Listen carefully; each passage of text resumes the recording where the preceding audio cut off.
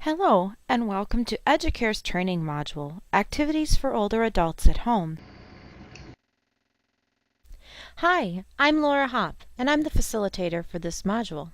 I'm a board-certified music therapist with experience in neurologic music therapy. I have a master's degree in gerontology, and experience working with older adults and activities in many settings, and I am very passionate about helping our seniors to live each day to the fullest.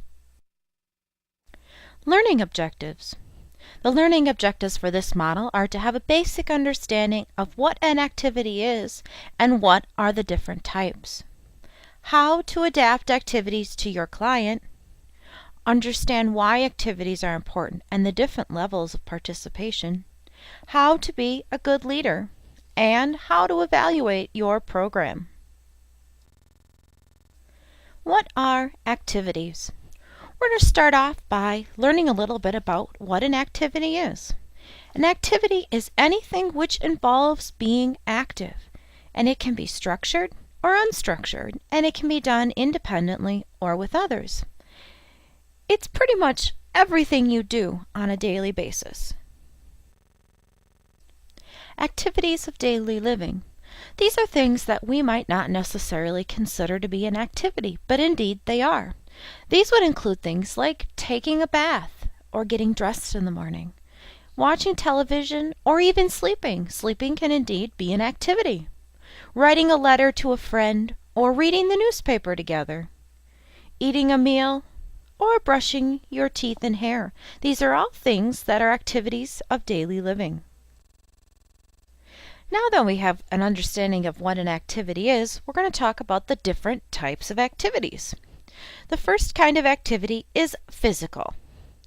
The second is assistant activities, social activities, spiritual activities, emotional activities, and learning activities.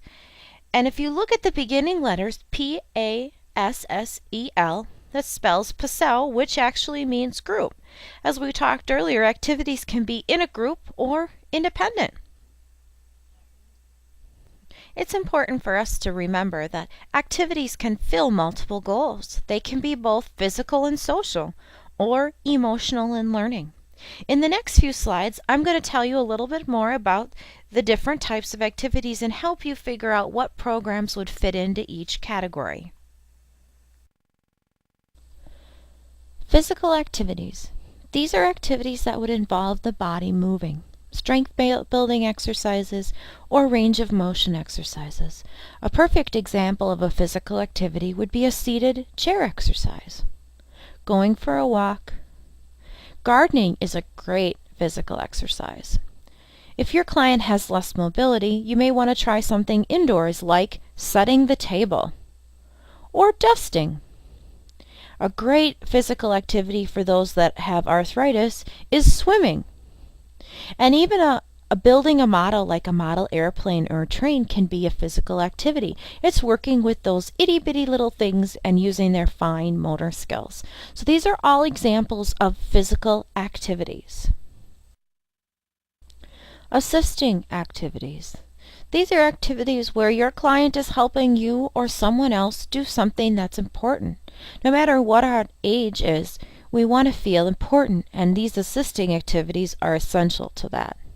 Things like helping prepare for a meal or folding laundry, even household tasks like sweeping. They can help wash and dry dishes or even take out the garbage. And don't forget to look for opportunities outside of the home to volunteer, like a local soup kitchen or maybe the VFW. Social activities. We as humans are social creatures, and we need socialization to be healthy.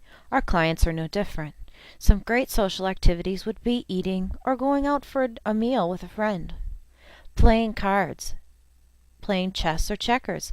Those two, cards and chess and checkers, are really great physical activities as well. They use our clients' fine motor skills.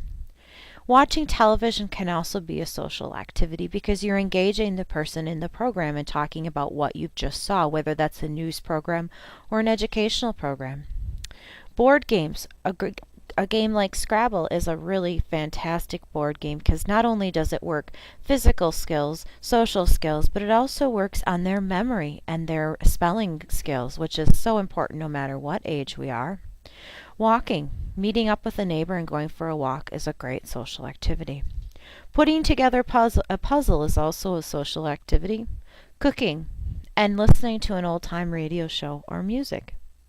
These are all great social activities. Spiritual activities. I'd like to share the difference with you between spirituality and religiosity. Religiosity has to do with a specific religion or faith. Spirituality can really refer to anything that fills the person's spirit. A great example of a spiritual activity would be gardening, or Tai Chi, yoga, and meditation. And a good example of a religious activity would be Bible study or worship service, reading the Quran or the Torah. Those are all examples of spiritual activities. It's important for us to help our clients fill their spirit in whichever way is best for them, and not to be judgmental about their specific religious or spiritual preferences. Emotional activities. An emotional activity allows our clients to express themselves through a certain mode. The first mode I'd like to talk about is poetry. Both reading and writing poetry can be a very emotional experience for our clients. Poetry therapists are professionals who focus on reading and writing and using poetry as a mode of expression. Both painting and drawing can also be emotional experiences for our clients. And art therapists focus on these talents and skills and bring them out in our residents. Music is a mode of expression for many people, and music therapists use music as their mode of expression.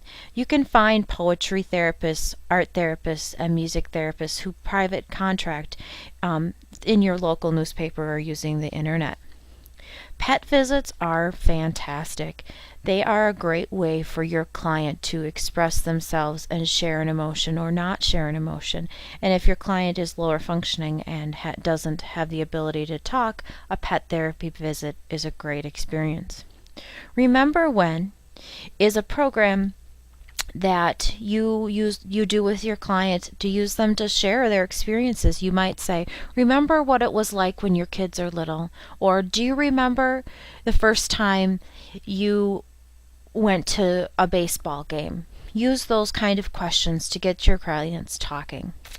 Children's visits. They're great way for your client to interact with something, and there are a lot of intergenerational experiences waiting to be had at church, in the school playground, even at the grocery store. And last, support groups. Many clients may have gone through some experiences in their life which require a support group. There are great local organizations like an Alzheimer's support group, or even a grief support group that will help your client get through some difficult times. And don't be afraid that if you don't know how to deal with a situation, to ask for help, either from other professionals or other local organizations. The last letter in PASEL, L, stands for learning. This is probably the activity that I enjoy the most, and one of the great ways to do this is through crossword puzzles and word finds. You're going to use the words and expand your vocabulary as well as your clients. The television offers some great places to find activities and learning activities, and one is through like PBS, your local public broadcasting system. There's the Learning Channel, which is referred to as TLC, the Discovery Channel, or the History Channel. They all have programs on their lineup that will expand your knowledge and your client's knowledge and elicit a conversation between the two of you. Using cooking is another great activity to learn something new. Whether you're watching the Food Channel or you take out a cookbook, you can share with your client a new experience and maybe take that to the kitchen and try a new recipe. Trivia. There's lots of places to find trivia, whether you're on the internet, in a trivia book, or even using the game Trivial Pursuit. Those trivia questions are a great place to start.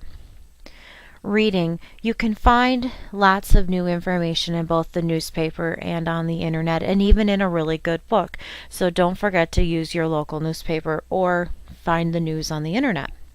And last, movies. So many of those great programs from the TV stations are put into DVDs and recordings, and so I encourage you to seek out documentaries, biographies, and those types of CD programs, DVD programs to share with your client. These are just a few examples of places and ideas for learning activities, and this is not an all-inclusive list. So I encourage you to look for other ways and places to find new information and to learn something new with your client.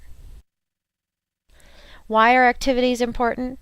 Well, for number one, it helps fill the idle time, not only your idle time, but the idle time of our clients.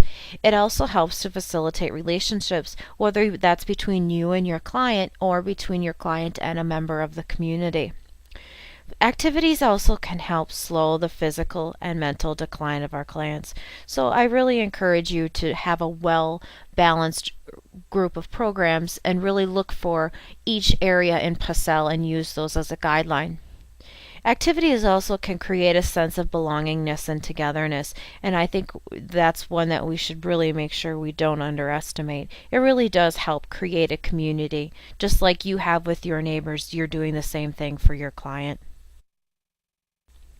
Activities are also important because they stimulate the mind, body, and spirit, if you will, a triangle. This is how we look at our person as a whole person. So we really want to focus on their mind, body, and spirit. Activities also can help increase your client's self-worth and purpose. That's why doing things together and those assisting activities can be so important. It also helps them to meet other people with similar interests. So when you're out at the library, you may find and meet someone who has the same reading interests as you do. All important ways to help keep our clients healthy and active and meeting all of their needs, mind, body, and spirit. Developing activities. This is something that is really important for you to help keep a well-balanced program and keep your client interested in what you're doing. You really want to know your client, and some ways to gather that information might be through an activity assessment or a leisure profile. Sit down and ask them, what kind of things do you like to do? Where do you like to go? What food do you like to eat? All things that would be important to learning what your client really wants to do on their day-to-day basis. If your client is unable to share information with you, use the family and friends. They may have some information about what the client likes to do. And if family and friends of the client aren't available, use other staff people. You never discount how much information your client may share with another person, so use those resources and get information from other professionals. Best times for activities. It's really important when you're planning your client's day to know what their schedule is. A general guideline is a good time to plan an activity in the day would be between 10 and lunchtime. They've had their breakfast, they've gotten their shower and they're dressed and they're cleaned up, and that's usually a good time to plan an activity. I would plan a walking or physical activity in the morning and then follow that up with some sort of cognitive activity. So maybe you go for a walk or do some gardening, and then you follow that up by coming and reading the newspaper. The next time to plan an activity would be in the afternoon. After you've had your lunch or you've cooked lunch together, your client most likely is going to take a nap. If you have a client who has some dementia, you're really going to want to make sure you have a program planned or an activity planned for the afternoon, because they tend to sundown and need that extra activity. And you don't have to just have one activity planned. Have a couple of programs planned and have a backup plan, because maybe the client doesn't feel like putting the puzzle together today. So maybe you have a CD or a CD or a movie that you have to show afterwards. Another great time for activities is the early evening. After you've had dinner, it's also a great time to maybe go out for another walk or plan on doing something relaxing. Maybe you'll watch some TV. Those are all just suggestions of activity times that would typically work, but you know your client best, so find a time that will work for their schedule.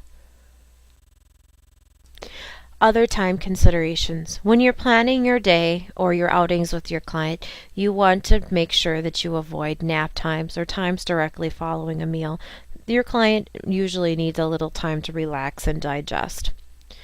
When planning an activity, it's important that you use kind of this time frame for planning length of activities. A game program shouldn't be more than 60 minutes. A good length is between 30 and 60 minutes.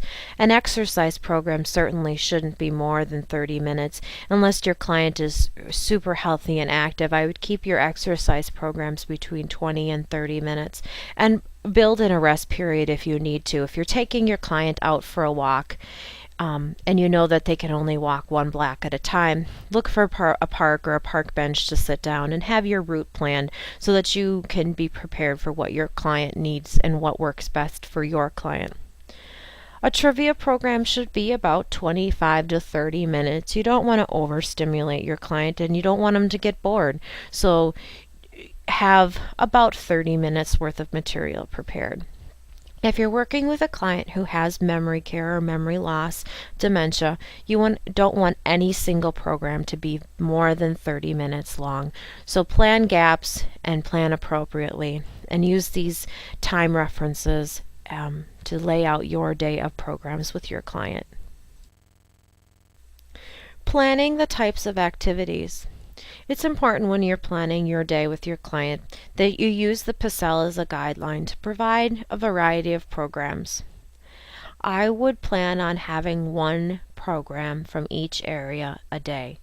And just know that program types overlap. So you might have a program like going gardening, and that might fill both your physical and your spiritual component for the day. Try doing a physical program before you're doing a learning program. So, as I suggested earlier, take your client out for a walk or do your morning stretches and exercises and then focus on a learning activity. So, take them for a walk and then read the newspaper or do your yoga and then work on some trivia or a puzzle.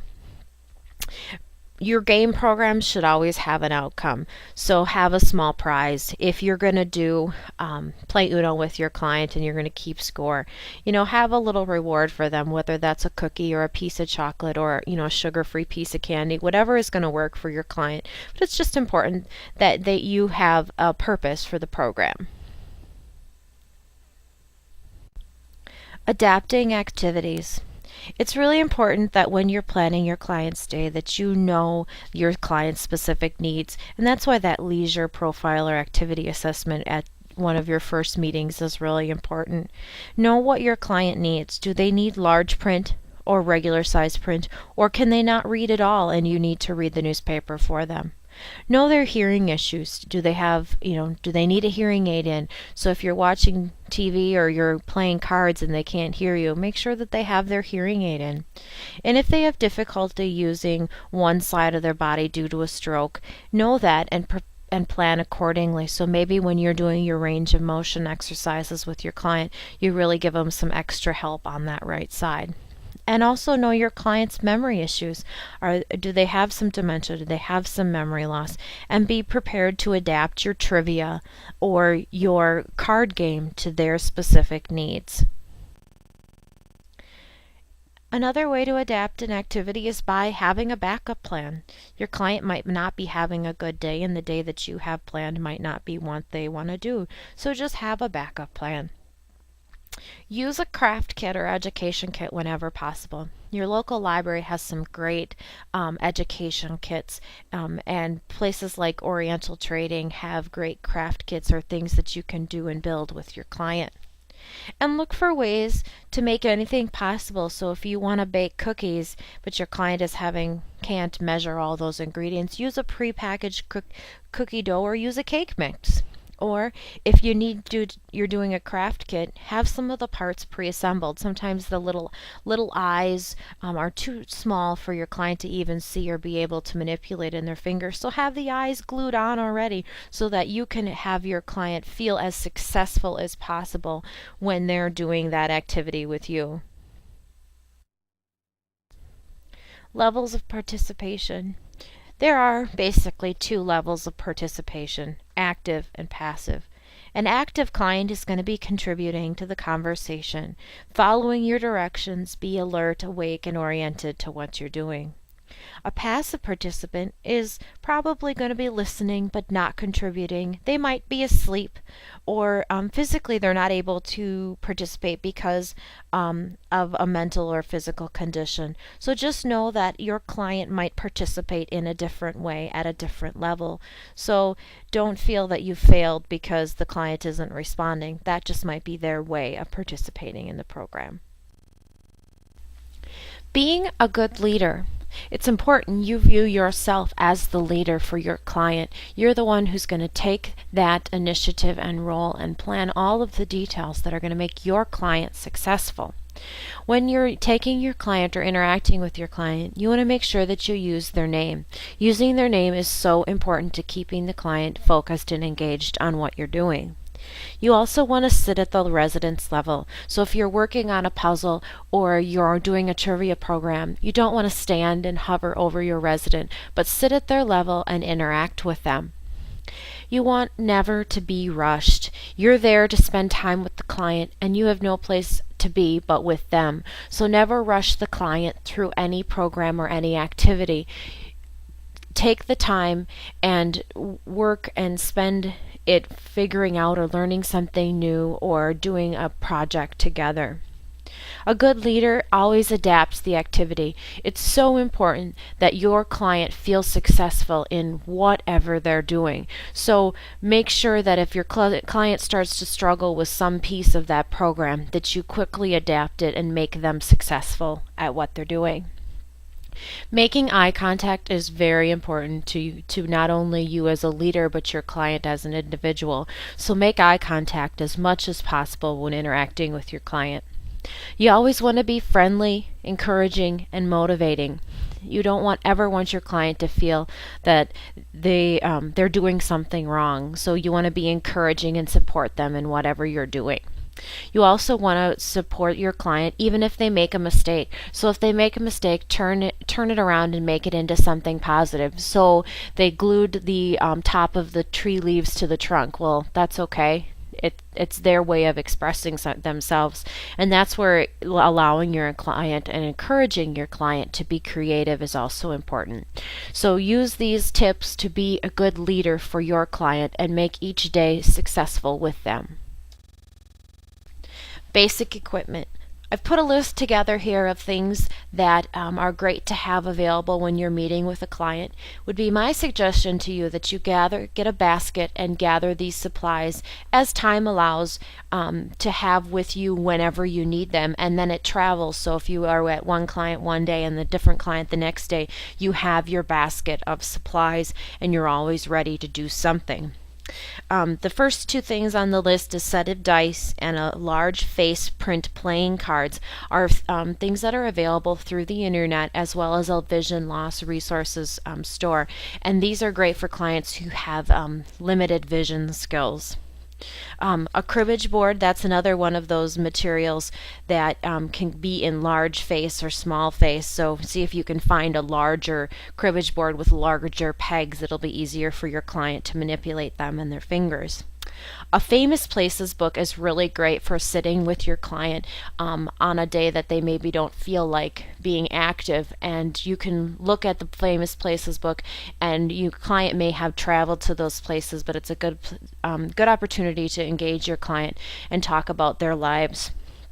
Trivia cards, as we talked earlier, Trivia Pursuit has a great set of trivia cards, so you can use those or find trivia on the internet.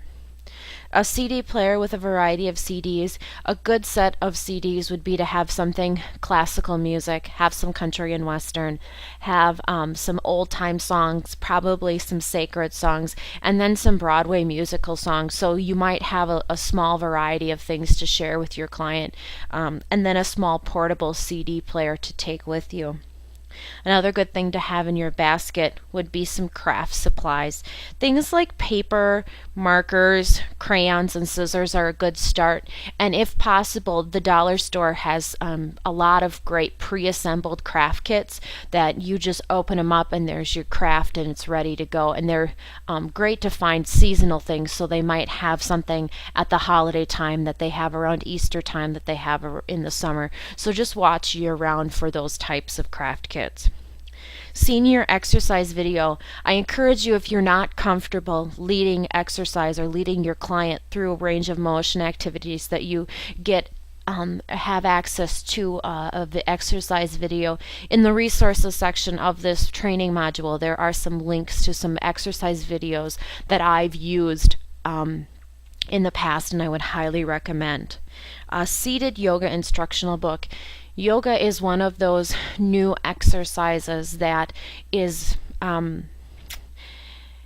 it's not the traditional yoga where you're sitting on the floor with your legs crossed. It's a seated in a chair with a range of motion. And for a lot of our elderly clients, range of motion is really what they need as far as exercise goes. And then crossword puzzles and word find puzzles, those are really pretty easy to find and pick up. They have those at the dollar store as well. You can find them in the grocery store checkout aisle. Just a great resource if you're looking for something to do with your client that has to do with a learning objective and expanding their skills.